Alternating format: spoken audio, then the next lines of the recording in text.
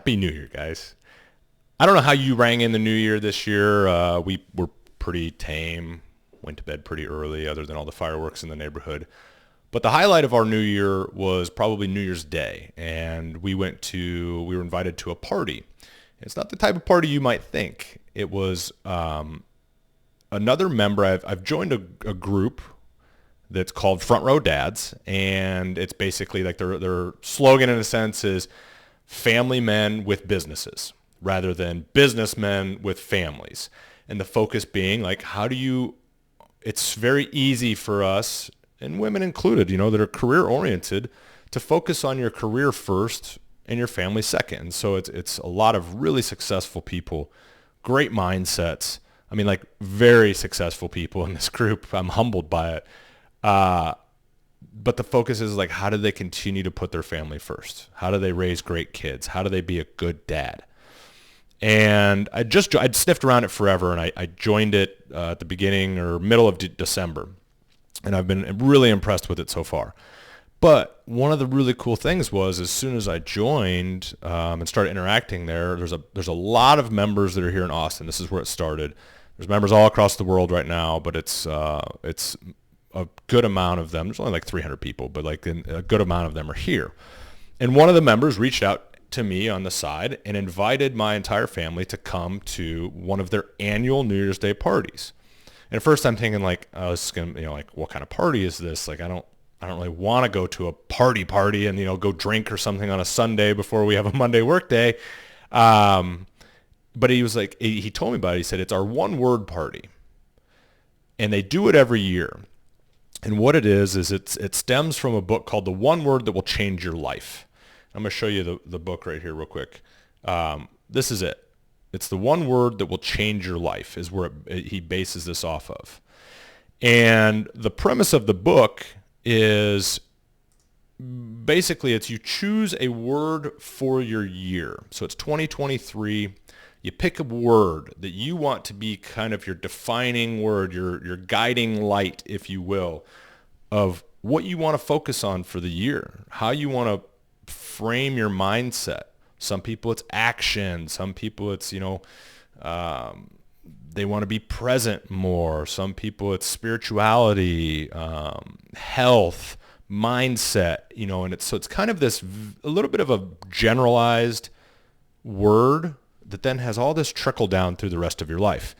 But what they invited us to was to come to their house, and they host this giant party every year, and you come in and you paint your one word, which I thought was really interesting at first. I didn't quite fully understand, but we go to the party, and they have this beautiful home, an incredible backyard with like this amazing like guest house with a slide going into their pool, outdoor kitchen, and this incredible pool house. It was amazing. It was such a beautiful backyard. And there's tons of people there. And what they do is they bring in and they buy all these little canvases. They have all the paint and everything set out. You bring your kids, you bring your entire family. Everybody brings food. And you paint your word so that you can hang that word up somewhere where you can see it for that year. And it gives you a connection, a tactile connection to the word that you're doing. You're physically doing something, you're drawing, so you're using your hands, you're seeing it, you're thinking about it, like you're using your senses. And I actually found it to be very challenging, even leading up to it. Like, what word do I choose? What do I want? What do I want? What do I want? I battled through a lot of like, is it service? Serving more of my customers, serving my family more. I really chewed on clarity for a long time. In fact, I even painted the word clarity. And by clarity, I meant just getting as crystal clear as possible of like, what do I envision for each aspect of my life, whether it's business, my family, my relationship with my wife, my health, finances, what does that all look like? And getting just really clear, because we have clear ideas, but I think they could be more clear. And I think we could all benefit from being a little bit more clear on what we want. But as I painted it just didn't feel, I wasn't feeling it. And I remember we left the party, and I kept chewing on it. I'm like, I don't think it's clarity. And I think the word that I really wanted to use, I didn't use because I felt like it was too cliche, meaning like oh, that sounds like something that someone would, have a sign in their kitchen or something about, like go by to Bed Bath and Beyond. So I think I had some resistance around that. But the more I thought about it, the more I realized this was the word that I need in my life. And it's gratitude. And again, even saying it, it feels a little bit like, that's kind of, that's real, specific for you there, Zach. Like, but the more I thought about it, it's like I'm very guilty, probably like most of us are, of taking for granted what we have. And I need more I need to purposely focus on the gratitude, right? Not just be more grateful, but I need to focus on it in all situations. So I need to be grateful for where we're at in our life, where we're at financially, where we're at in our marriage, where we're at as parents. I need to be grateful for you as customers. I need to be grateful for all these things, right? Like that's totally understandable. We can all be more grateful for what we have. But I take it a step further and I think about everything.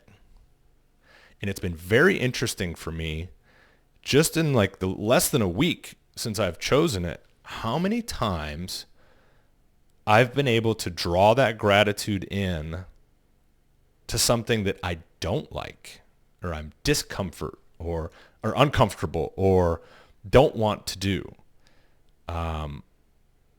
Walking outside this morning, for instance, there's two things that happened. One, it was chilly, and my immediate brain response was, oh, it's cold.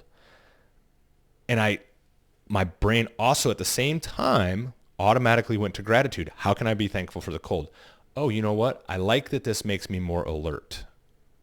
Cool. I'll take it. Another one this morning was, and I posted it on my social media, there's sort of an ongoing battle of me internally with one of my neighbors because I wake up early, but some days so do they. And I notice because out our back, it slopes down and I can see one of their windows if their light's on. It drives me nuts if they wake up before me. And this morning, they beat me. At 5:31 this morning, I saw that they were up before me. And at first, like it kind of fires me up, but then I was like, you know what? I'm really grateful for that because it does fire me up and it encourages me to do more. And I'm going on and on here, and I'm a little bit long-winded, but I'm explaining why I chose the word that I chose.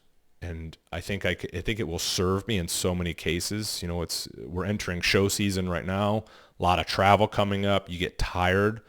It takes a lot of work, but I can be grateful for that. I can be grateful that I have those opportunities, that I have these relationships. I can be grateful that I've taken care of my physical health so well this year that I probably won't hurt as bad doing these this year. I'm grateful for the decisions I made. So all of these things are really interesting of how you can apply gratitude to all of my life. And so that's one thing that I focused on.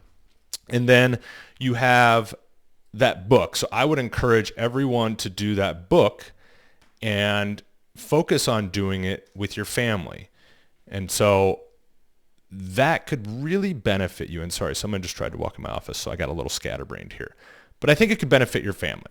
I think it's something you should try. It's something I've thought of before, and I've tried to like pick one thing. Like I think at one point I did like simplify, organize, focus, things like that. But it didn't have a lasting impact on me. And I love how they used the painting party to make it a lasting impact. And we had a Zoom call yesterday with everybody on there. And I had to joke that I think I'm going to have to paint over all of what I did with clarity and repaint it with the grateful or gratitude. And I think I'm going to hang it in my office as that constant daily reminder of what it is. I'm probably going to put it on my phone as my screensaver on my phone of some sort of gratitude. Maybe I'll just take a picture of my painting. But I think it's really cool. I would tell you, if you get a chance, read this book, the one word that will change your life, and try implementing it with your family. Maybe there's something in particular that you guys need to work on together. Maybe each individual person needs to do it, but you can get the kids involved in the painting side of it. If they're old enough to understand that, like, hey, here's the word we're choosing, it could be really cool. It had a profound impact on not only myself, but our family. And like, it was the people that were there, and it was just very welcoming in how it was, but it's also the concept of it. The painting of it was the difference. So I wanted to share it with you guys. I wanted to share what I'm focusing on for the year. It's also going to help me hold me accountable by sharing that it's the gratitude of things. So if you hear me be a little bit more grateful for you or in general, or you catch me not being grateful, call my ass out on it. Don't let me slip. If you guys have any thoughts on this, or if you've got a word that you've done this with before, I'd love to hear about it. I'd love to hear your experience with it. I would love to know how it's helped your family. I think that this year in particular, having a good guiding light for what we're trying to accomplish will be massive. I think it'll be a tremendous help for all of us. So thank you so much for watching. I always appreciate you guys. I'm very grateful for you. I love you. Thank you. Happy New Year.